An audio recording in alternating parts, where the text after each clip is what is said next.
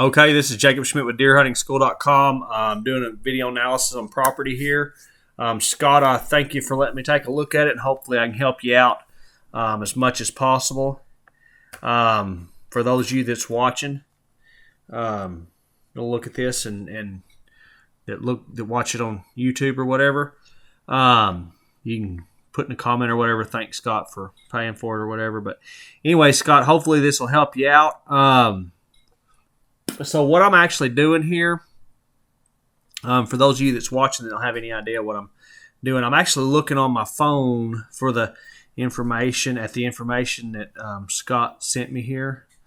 I didn't, for some reason, Scott, I couldn't get it to come up on my computer in the Google Earth, but it worked on my phone just fine. I don't know what the deal was with that, but anyway, so you can look at it and I'll draw out some stuff here and stuff. So it's actually two pieces of property here. So the first thing, I'm just going to kind of quickly, let's pick a good color that's going to show. Blue usually shows up pretty good. So I'm looking at your deal, and there's some activity going on right in here. There's some activity going on right in here. There's some activity going on right in here. There's a little activity going on right in here. What I mean by activity, there's somebody's stands and stuff. Hard game trails, not hunted. Okay, I'm not sure what moon is, Scott. You've got right here. I don't see where there's any stands or anything down in this area. So I'm going to switch colors here. So that's where for sure there's some stands. There's some feeders, stuff like that. So there's definitely people hunting and things. Here's your potential area. Okay, right in here. That's on this property here, and then the camp is right here. So you are camping here. So that's what's going on the property. So basically, just where the blue is, there is some hunting and stuff. So the first thing that I look for, I'll tell you, when I'm hunting public land, if I'm hunting private land, and I'll just be honest with you, sometimes the public land is better because you can find areas where there's less people hunting. Because it seems like a lot of the people hunting same areas, and then there'll be areas where nobody hunts. The first thing that I look for, if this was mine and I was wanting to set up, and first thing I'm going to look for is where there's no one hunting. Now, obviously, I'm going to change colors here again. Let's go with purple. So there's high fence around your neighbors. Put high fence up to the north here, and then down this side here. And you said in the email you definitely feel like that's cut off the deer traffic, and I see I could see that big time.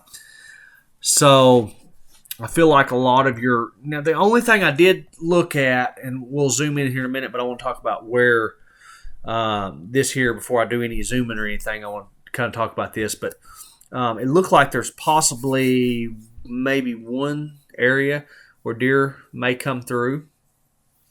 So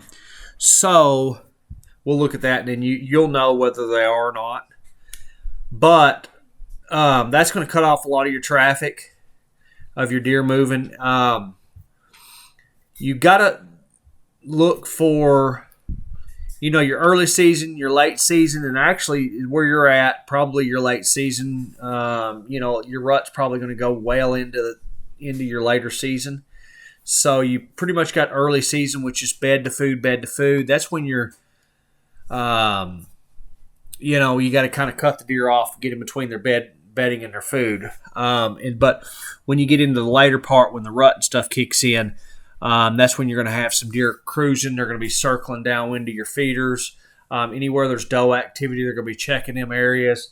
A lot of times they do that from downwind, stuff like that. But If you're not having the success that you're wanting, the very first thing I look for is where's there no activity? Where's there no one hunting? Where's that at? That's what I look for the very first thing. So if you look here, let me change colors again. We'll go in blue. What do we got? We got blue. We got, okay, look, green don't never show up very good. We'll go to yellow here. So when I look at areas where there's really not much going on, it's the southern part of this property. It don't look like there's anything going on here. I mean, obviously you're camping here. But right up through the middle, there's a gap. You have the potential stand here. It looks really good area. I'm going to zoom in a minute. We're going to talk about it. But first thing, I just want to kind of look at a big picture of where the gaps are. I mean, I've got people hunting up here to the north. They've pretty much got this whole section kind of sewed up. And then whoever that is right here, open my phone back up. Barron down here's got this, and then Lee here, Clint, and then this is your stand. So y'all have pretty much got the property, I mean, pretty well covered for the most part here. Now, I will say that there is a possibility, and I don't know, I'm assuming y'all are all family. I didn't ask that, but I see that on here, the mark for the family cemetery. So I'm assuming y'all are all family or really close. So you may not want to make each other upset or mad or nothing, but I will say that there is a gap here in between here that, you know, bucks could be, if they're, you know, say if they're bedded in here anywhere, if they're bedded in this area and you're not getting them coming to your feeders and stuff, very likely they're coming in the gap where y'all are not at. And one of these, this is a thing where if you can set up a temporary kind of deal, just a quick setup, maybe it's a ground blind or whatever. I'm not sure. I haven't zoomed in. Let me actually just zoom in on the phone. That looks pretty open. It looks to me more like it's going to be like some taller brush, stuff like that. So I'm not sure what all you can see and cover. But there's a pretty good size area there that nothing's going on in. We'll just measure it here.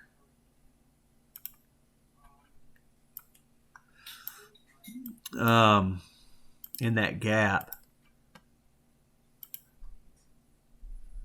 I mean, there's 450 yards between that gap right there, and you may not be able to see it here. So there's a pretty good little area there where deer can get in between y'all. That's something where, you know, if you're hunting and you're getting deer on your cameras and stuff here, and they're showing up, you know, say that right after dark, whatever, it may be something where you could back off, get off, leave everything there, back off, kind of get in the center of it somewhere. Look and see where the deer, you know, trails are. Look and see if you can find some rubs on some of these shrubs and bushes and things like that, and see if you can't cut some of the deer off that's cutting in between y'all. But for the most part, on this part right here, the best section that I see is this center section right through here. And if this stupid high fence, if your neighbor wouldn't have put this high fence up, this would be probably one of the best spots on your property, this gap up and down that creek. Bucks love to follow these creeks. They love cruising up and down them. You've got another one, a branch of it looks like it runs right through here. We're going to zoom in here in a minute, but this looks really good. I know you got this potential spot right here, and you said that at your potential spots you have had encounters with deer personally. So you do know there's deer quite a bit, you had said. So you do know that there are deer coming through there for sure. So definitely think you got some potential there. So now I'm going to zoom in here. We're going to focus in on this a little bit. I do see the potential, especially with some hunting and stuff going on here. You got some pressure in here. You've got quite a bit of pressure up here, and you've got this gap in here.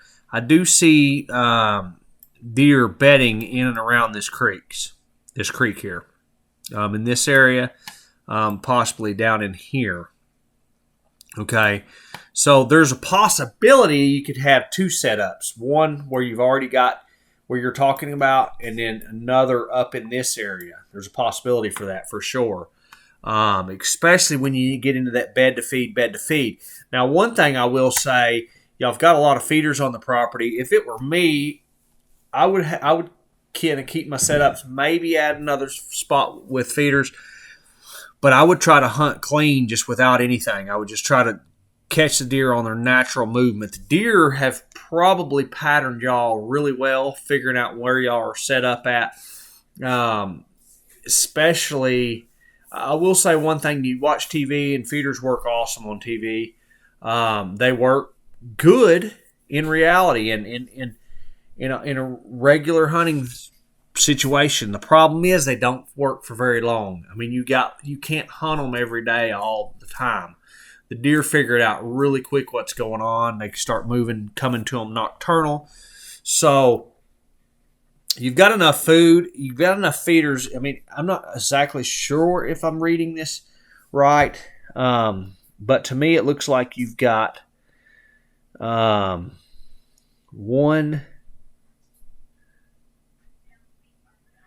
2. You've got 2.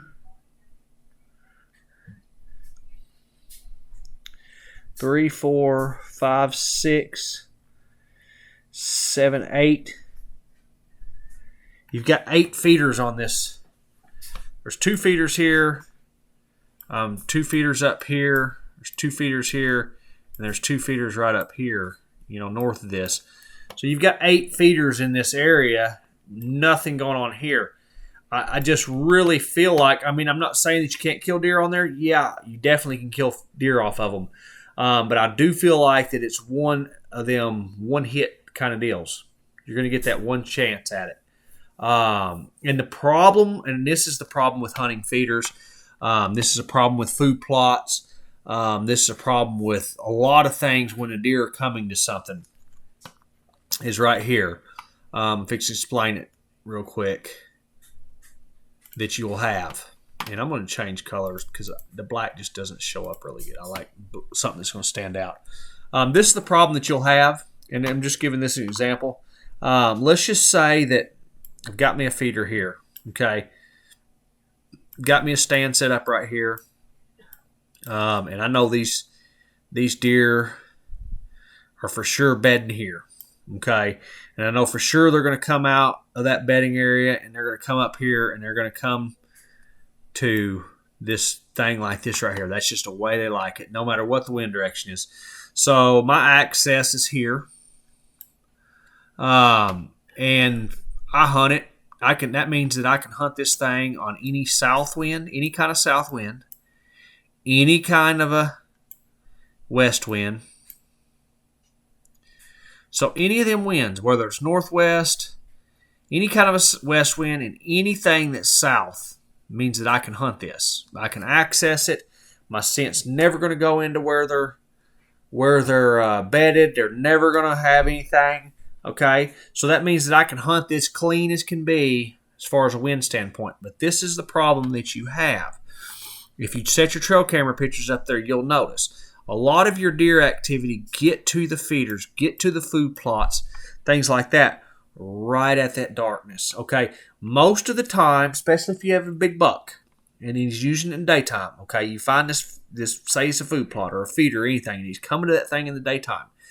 Let's say the week before season, you go out and you check your cameras, and 3 days, say he was there every single day, 7 days in the week prior. Okay, you had him on camera. 3 days was in the daylight. 4 days was after dark. Okay. And when he was there after dark, it was just shortly after dark, within 15, 20 minutes after dark. This is the problem. That means that you have a, 4 out of 7 times, 4 out of 7 chance that he's going to come there after dark. Okay.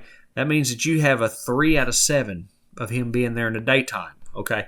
The problem is you have a 100% chance that he's going to be,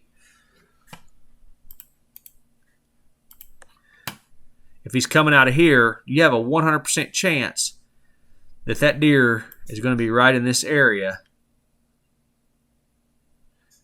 when it turns dark. He's coming up there. He's going to be here. He just hasn't stepped out.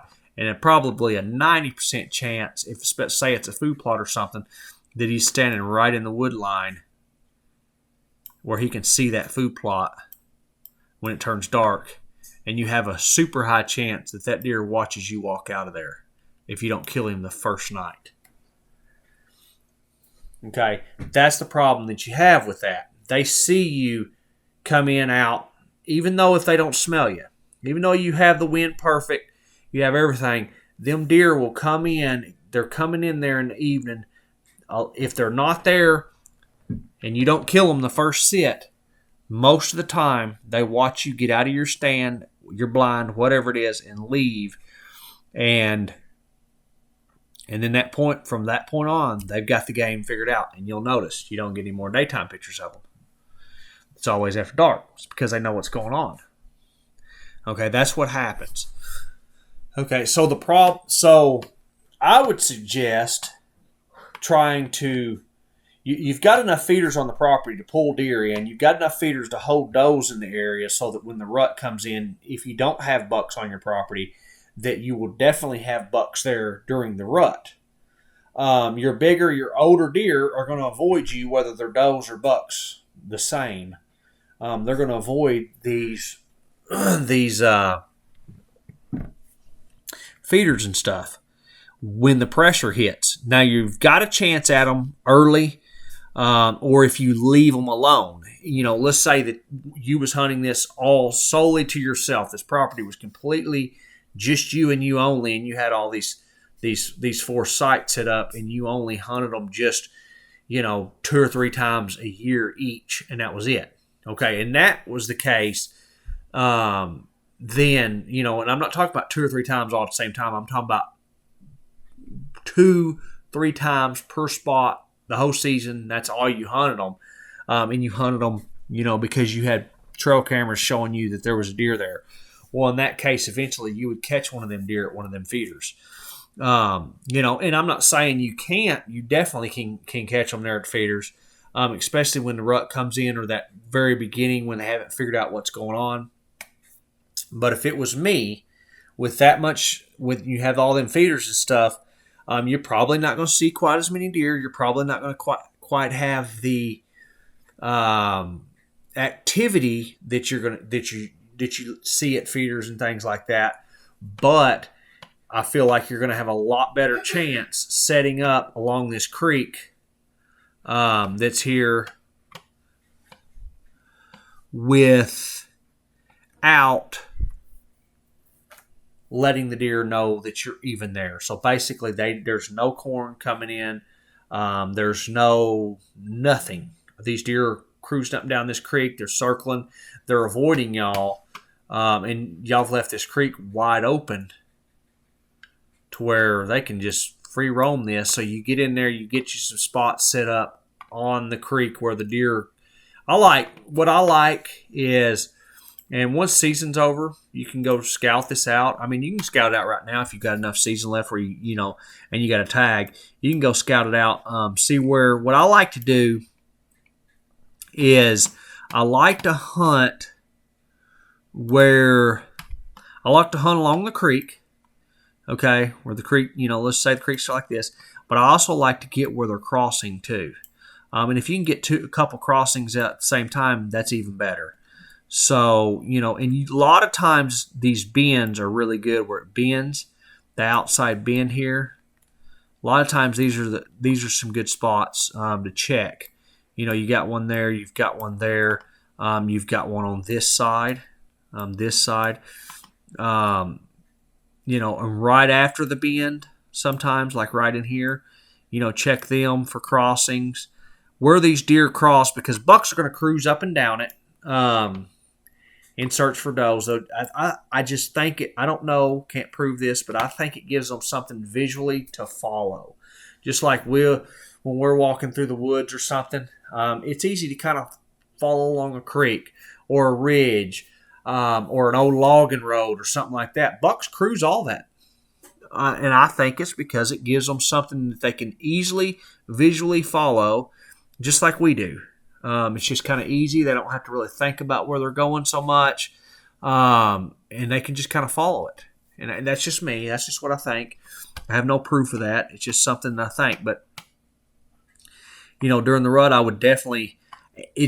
I would try to hunt these without putting another feeder up on them, because as soon as you put a feeder up, if a deer knows that there's danger at feeders, instantly, it can be the very best spot. I have seen people absolutely ruin some of the very best hunting spots by putting corn and feeder in there. And I'll say another thing, that feeders will draw deer for sure. They definitely draw pigs. But I'll tell what I have found that draws them better, and it's easier to kill a deer on, is if I have an area that I can hunt, wind's right, and stuff like that. One thing I'll do is I'll go. Me and my wife had a lease, and I would go and see what the wind direction was going to be for the days that I was going to take her hunting, Saturday and Sunday. And I would go Wednesday usually, and I would take and spread corn, just throw it out on the ground, scattered it out. Like, say a 50-pound bag of corn, I might scatter it over a 25 or 30 by 30 yard area or something like that, over a decent size area. And it seemed like the deer would come into it a lot better in the daytime. Mostly does, younger bucks. I always feel like that the bigger bucks, especially during the rut, they're going to check that area. They're going to check it from downwind. Almost no matter if you have any north wind, these bucks can check y'all's feeders and stuff from downwind here. If you have any south wind, okay, they can check his feeders down here from cruising through here. I definitely think it's hot spots, a couple spots up and down this creek. Okay. Now the problem that you have that really turns it where it's not super, super, super hot is they put this high fence up. But if you zoom in here, and I'm not 100% sure on this, but I think I read somewhere where that they can't actually high fence the creek where the deer can't cross or something. I'm not sure on that, and that's just something I was thinking I read. But I'm thinking that these dang deer can possibly get through this right in here. If that's the case, then they're going to cruise up and down this just like they would any other time. Obviously they're going to limit some activity. If the deer can come through here, you've got other hot stuff here.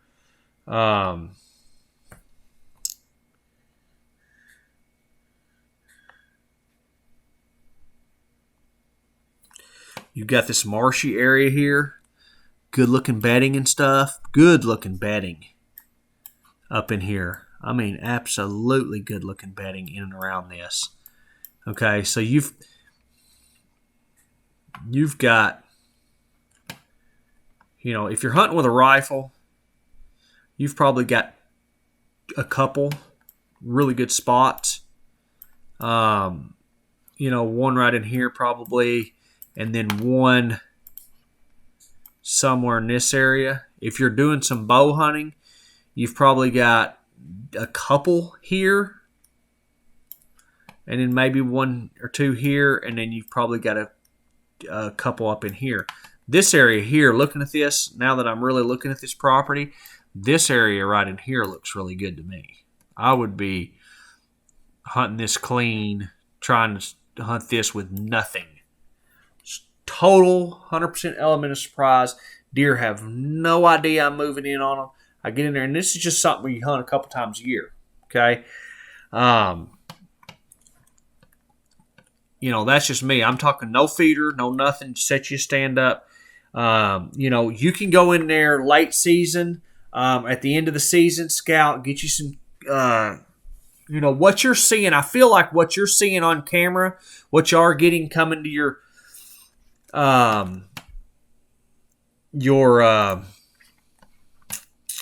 feeders, and what you are getting on y'all's cameras all around your property here and here and stuff. I feel like they're living on this creek, because there's no activity in there. I mean, looking at what's your map, and I mean this down in here is a bullseye. I mean, you got this here, that looks good, but now that I'm really looking at this is the bullseye to me. You've got this swamp, marshy type area down in here. You've got this creek. It looks like the creek branches a couple times. I'm not sure about, well, like I said earlier, if the deer can get past them creeks. I read something about high fence one time, and I could have swore they said it gets a bad name. People hunting high fence because they think everything's trapped in, but it's not. The deer can still cross it where the creeks are. I thought I read that. I'm not sure.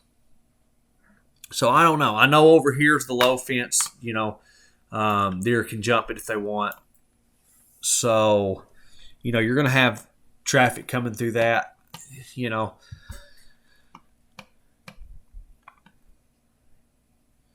So, but I would definitely be looking at this right now. I'm almost certain I would be getting me some stands down in here, setting me up something down in this area as these deer come out of this.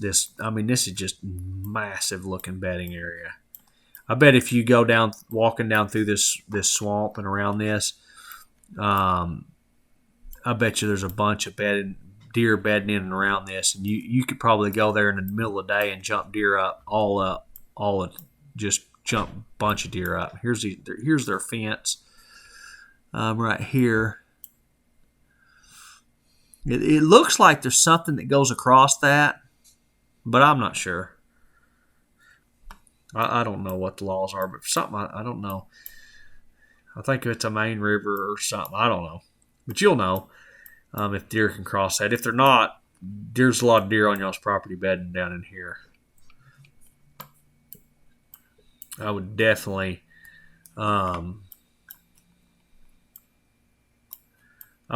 be looking into that hard.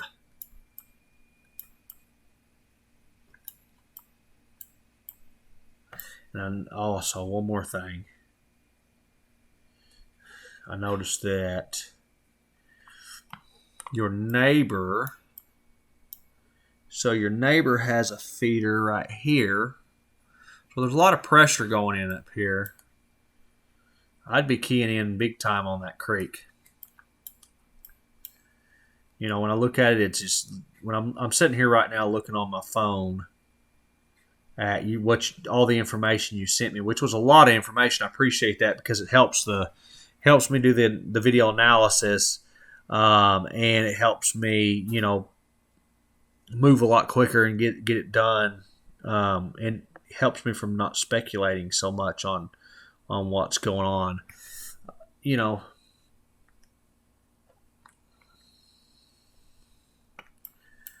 And the other area that, no one's at, down in this area here, no one's hunting it. Like I said, I'm not sure what the what it says moon right here. I have no idea what that means.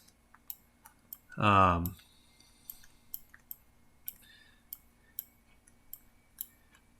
mean, you could have some deer bedded down in here and stuff. Definitely. No one's hunting it. Your bigger, older deer are not almost. I mean, like 99.9999% of the time, they're going to go where no one's going, where no one's bothering. That's where they're going to be. Okay? So I'm going to zoom out just a little bit. I'm trying not to show the town. There's a town that shows right there. So let's move down here to this piece. And this is the one that I know that the areas, a lot of people's using feeders and stuff, and I'm not trying to sound like, hey, I'm against feeders, not at all, but I definitely would try to hunt this without them because I feel like the area's got a lot of people hunting with feeders and stuff. I feel like as soon as you put that feeder in there, as soon as you start doing that, you're letting them deer know, hey, there's human activity here. If you've got the deer there, I would definitely, try to hunt them with the total element of surprise.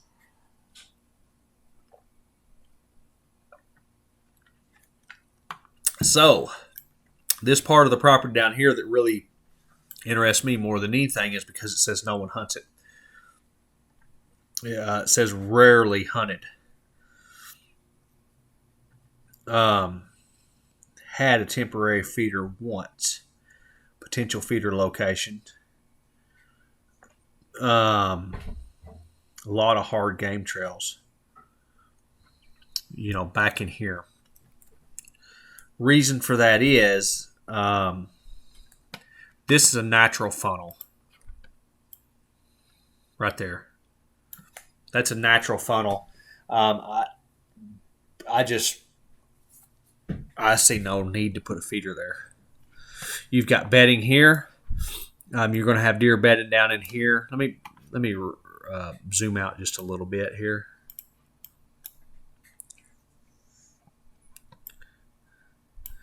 Okay. And in the rut especially, you're going to have deer bedding down in here. And you're going to have deer bedding over in here. And that's just a natural funnel for them to cruise down this river or creek, whatever this is. They're going to walk down the edge of it like I talked about earlier. The minute you put a feeder in there, I feel like that you put the deer that come through there on alertness. Hey, there's something here. If there's nothing there, and they're coming through there, and there's just nothing there, I feel like they're going to come through there calmer without being on high alert. So I feel like as soon as you put a feeder there, there's a reason for them to be skittish to come through there. This, to me, is one of them areas where, in the rut, when the deer are rutting, you could hunt this thing, on a couple different winds. I feel like anything, that's blowing you out into here, you could hunt the north, it'd be actually the northwest side of this. Let me erase what we got here for a second. I'm going to zoom back in on it. This is a really good area that you could access with a southerly wind, any kind of south wind, you can access it. Your scent's going to be staying out in here as you're coming into it. Any kind of a north wind, which is here, as you're coming down, not north wind, any kind of a south wind. Any kind of a south wind, which is here. Okay. Any kind of a south wind, as you come in, your scent's just blowing right back at you and out into here. And any kind of a south wind, you can hunt the northern part of this funnel. Okay, and let your scent blow out into there. And this is really like an ultimate rutting area with just setting a stand up. If you're rifle hunting, I'm looking at this. There's a little gap right here. It looks like, I don't know if it's an old pipeline or what that is, but there's a gap right here to where there's already a shooting lane where you could set a stand, here, shoot plumb across that for anything that walks down it, and then on any type of a north wind, you could hunt close to the river and let your scent blow out into the river. As bucks come down through here, as they're going from doe bedding area to doe bedding area, they're going to cut through that. Okay, there's not, and obviously, as you're coming in on a north wind, is not quite as good, because if there is, a few deer bedded down in here as you're coming in, your scent's blowing down in ahead of you, and you could bump some deer out. But if you're hunting it during the rut, bucks cover a lot more ground during that time. So there could be a buck that's freaking 2 miles down, a mile and a half down the river, 2 miles down the river somewhere as you're coming in, that's walking your direction, and you don't even know it. And, he's not going to know that deer blew out of here, and if you get set up close to the river, and this is something where you may have to do some work on, shooting lane, stuff like that, and there's also, there's also some other potentials where you could put stand locations here on that. I want to measure this thing. You got this open area here and stuff. You could do some work on that. Me personally, I would try to stick more towards the center of the property. Because you get in here and you shoot a deer, and thing runs across the property, and then you got, if you're really good with the neighbor and they're not going to care, you come over on their property, recover your deer without any issues, then wouldn't be a big deal. But I just really don't like hunting 30 yards from 40 yards from property line. Heck, that's 20 yards. Because there ain't nothing to shoot deer and it run across there. And in here, that deer's got 200 yards to travel. 300 something yards there. So, looking at this right here, there's already some somewhat clear, it looks like, by looking at this. I'm going to go back, if my internet will allow me, and look at this. Yeah, it's like an old trail or something in there where you could set you a stand here, and you may have to, like I said, you may have to do a little trimming, maybe, getting your shooting lane, because you want to be able to shoot from all the way from here, and this would be your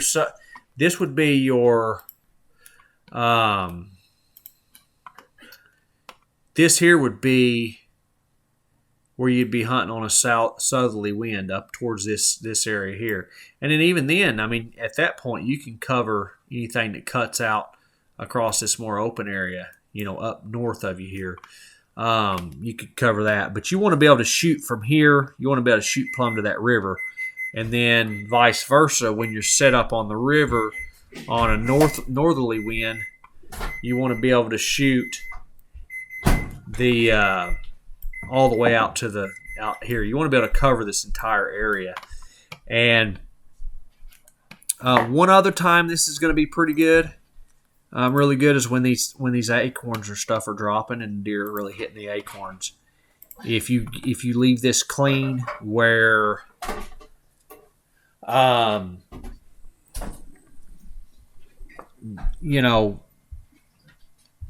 these deer don't have to really, worry.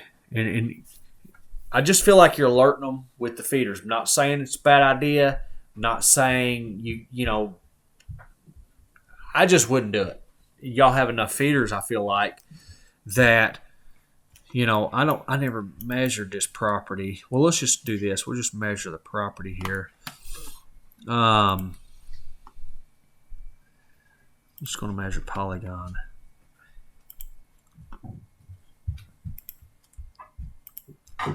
This is just a rough estimate. So here's 140 acres. If you put one feeder, 2 feeders on there, it'd be okay. I just don't see a reason to put a feeder down here. I would leave it alone, let the deer be calm. I would slip in there when I feel like the deer are rutting, and hunt them. I mean, deer could, I definitely don't see it beyond. Well, let me clear this. Let me go back to a recent map.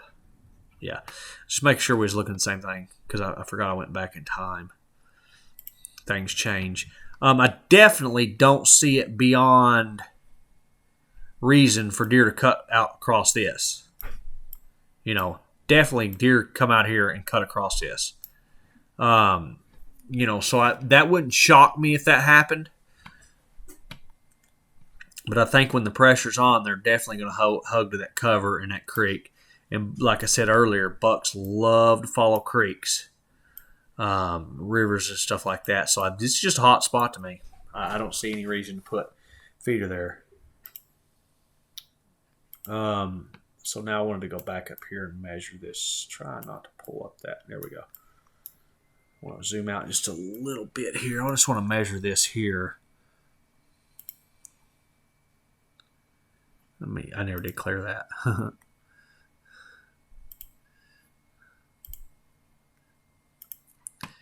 And, this is just a rough estimate here.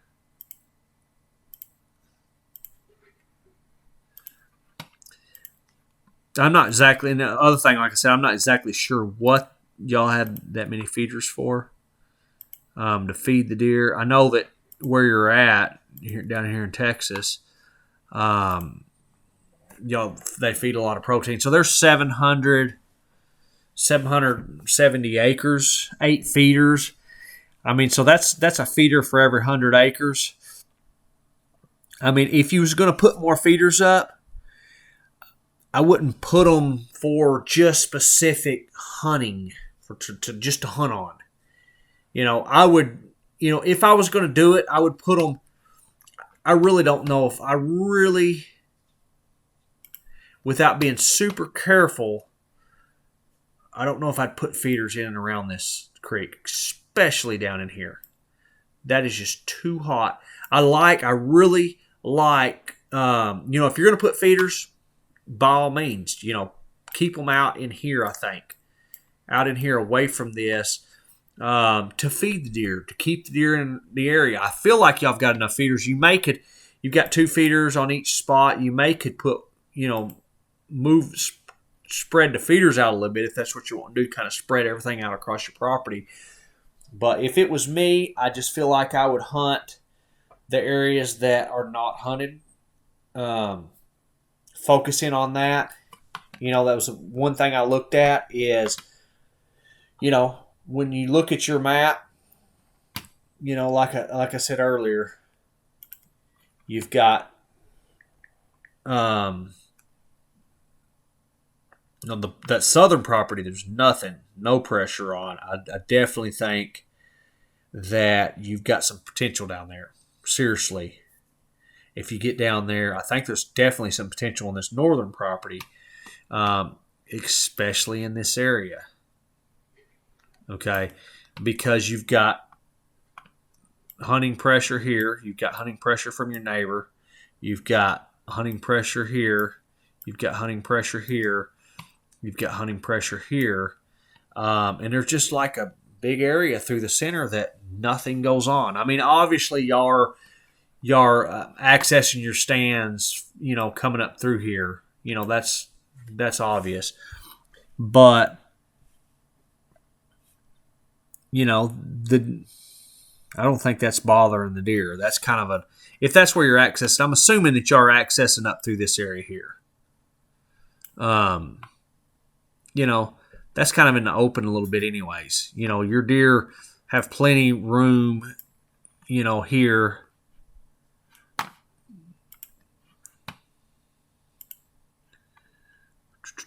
Trying to do a line. I mean, that's 600 yards away there. I mean, this is, that's almost 1,000 yards there. So there's some, I believe you got some good bedding going on in this area, especially by your bigger deer. Like I said earlier, I feel like that the bucks that y'all are getting on cameras and the deer, you said the deer are definitely making their rounds to y'all's feeders and y'all's locations. I definitely feel like that them deer are living, embedding where there's no activity. Hold up, I think I got this one wrong. I think that's too far north. Yes, it is. So this circle should be down in here. And then this one's, here. And then yours area's here, and then your neighbor's here. And then Barron is actually a little north of that, so he's actually here. There's a pretty good sized gap here. There's a big gap down in here too. You could have some deer embedded in here, but I really think, I'll tell you what, I'll draw. I would say if deer are bedding on your property, they're probably going to be bedding in this area, down through here, definitely right in here. They're bedding right in there. You can bet money on it. Down along that creek, and then down in this area. Now early season, deer in late season, deer will bed, a lot of times in where they can see, and they're probably, a lot of these deer probably can actually see y'all enter and exit the property. And enter and exit your areas. They can bed where they can just watch you do that, and then they just lay there. They are not feared. They're not scared of one bit. If they can see you come and go, doesn't bother them a bit. And I think that happens a lot because I talked about it earlier. A lot of times the big buck, you've had pictures of him coming to the feeder or coming to a food plot. Or whatever it is. Doesn't matter what it is. And you had your trail camera up there for a month, and he, 30% of the time he was there in the daytime. And the other 70% of the time it was, maybe not 70, 50% of the time it was right at just after dark. And thinking, man, if he just makes a mistake, I can get him. Okay. And then, 20% of the time it's just whatever. Maybe it's midnight or whatever, But that 50% of the time when he's just about there at dark, it's 10, 15 minutes. That deer, that time, if you was on that stand one of them times, like I said earlier, he's coming in, he's standing there, watches you get off your stand and leave. Guarantee you. That's the problem with that. That's why I think if you want to kill some big deer on this property, your family members, whatever, I wouldn't stop hunting the feeders and stuff. I would do that to keep the deer what's going on. And one thing I will say, hunting pressure can help you out. It sounds crazy, but if you understand how to hunt it and you understand how to get away from it, and hey, how's the pressure? There's pressure here, there's pressure there, there's pressure here. What do I do? What are the deer going to do? They're going to get away from that pressure. So you have to go, and you go where the pressure's not. I literally hunt public property in areas where there's low deer density. I mean, low deer density. And I've seen 20 deer in one day on public property during the gun season. And I see them moving all day long. Sometimes. I mean, right in the middle of the day, morning, evening, all day long. 20 deer. I've seen in one single day on public property that has a low deer density. Like, if I took people out there to hunt and they would say, or if I talk to people out there that hunt that area that's hunted a long time, that they hunt like most people, they would call me a liar. They'd actually probably think I'm lying if I tell them I've seen 20 deer on some of these public properties in one single day, right in the middle of the heaviest hunting time, heaviest hunting pressure that's going on, they would think I was a liar. But it's the truth. And the reason for that is I watch the hunting pressure. Yeah, I'll be hunting this feeder first day or two, bow season. Yeah, I'm going to hunt this here. If I've got reason to hunt that, if I have a reason that there's a buck bedded up in here somewhere and he's coming down here feeding, or if I want to kill a doe, whatever it is. And if I have reason, if I check my trail camera that's been sitting out there since July, and I see that, hey, this thing's got deer coming to it, and they're definitely coming to it. And, season opens, I don't know when Texas season opens, bow season. I'm not sure. Here in Arkansas, it's the last full weekend of September. If I see in the middle of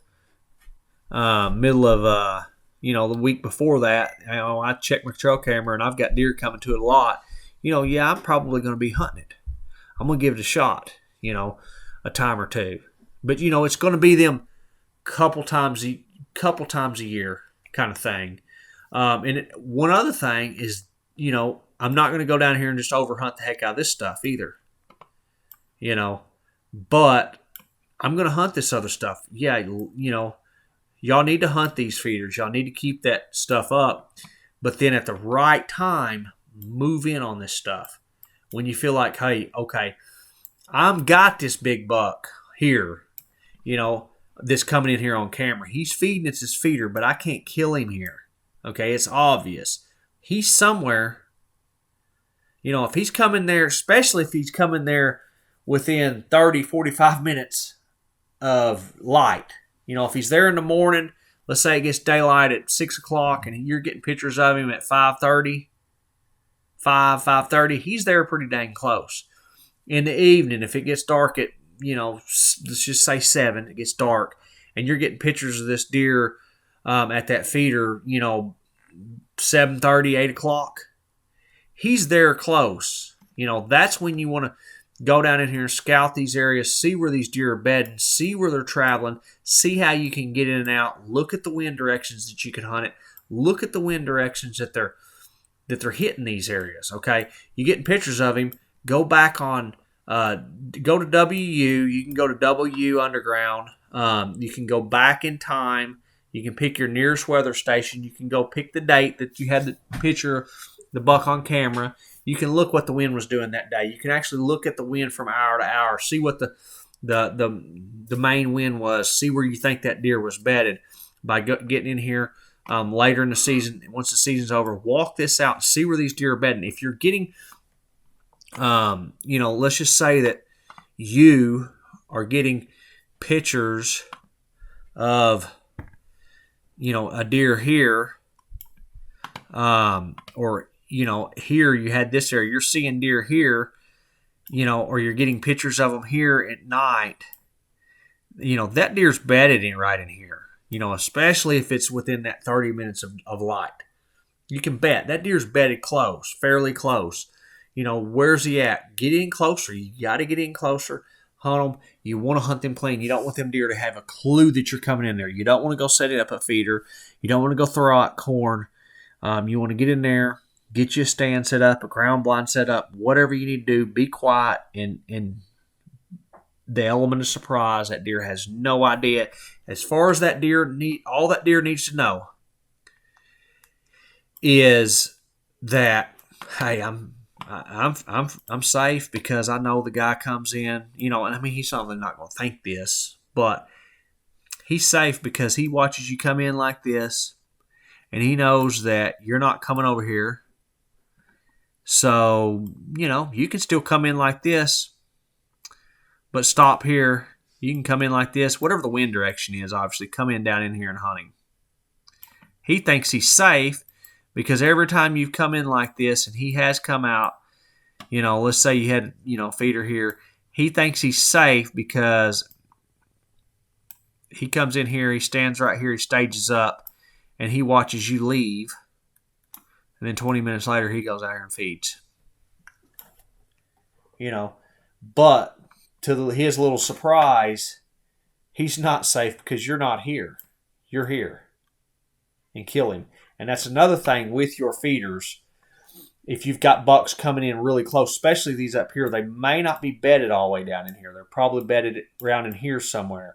If you've got bucks coming in close to the fringes of light, but they're coming in after dark or they're there in the mornings, they're probably bedded somewhere around here close. If you'll back off, a lot of times they'll have rub lines and stuff or rubs. They may not necessarily be a rub line, but you may have a little cluster of rubs here, a little cluster of rubs back there. But a lot of times they'll get up out of their bed and they'll come up and they'll stage out where they can watch, see this, whatever. They'll move a little bit before dark, as they coming in towards that feeder. And that's where you can back off, pop up a ground blind, build you a brush blind. It's something I do. You can cut some of this brush, some of this mesquite and stuff, build you a brush blind, find you a real thick spot, go in there, open it up a little bit, where you got room to sit down, cut you a few, as you cut your shooting lanes and stuff, pile that brush in and around there, build you a good natural brush blind. You can get you a little bit of burlap, camouflage stuff to zip tie up to a couple bushes and stuff to where you got a blind where you feel like this deer's coming in and out. Think outside the box. You don't have to be sitting there looking at that feeder.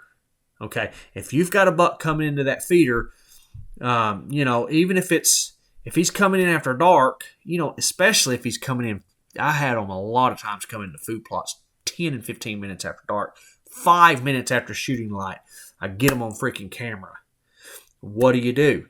You back up, figure out where he's coming in at. If you have to, sometimes you may have to put, if you can't figure it out because there's no rubs or sometimes the ground's too hard to see where they're coming in and out. You can't see their tracks and stuff. You may have to run multiple trail cameras to figure out where that deer's coming from. And then you back up. You can also set up observation stands, but think outside the box. Too many people want to set. They have to be able to see that feeder. As that feeder's dumping corn out or whatever it is, they've got to be able to sit there and they've got to be able to see that feeder. They cannot think in their mind that buck is showing up 10 minutes after dark. If I sit here enough, eventually he's going to walk in here in the daylight.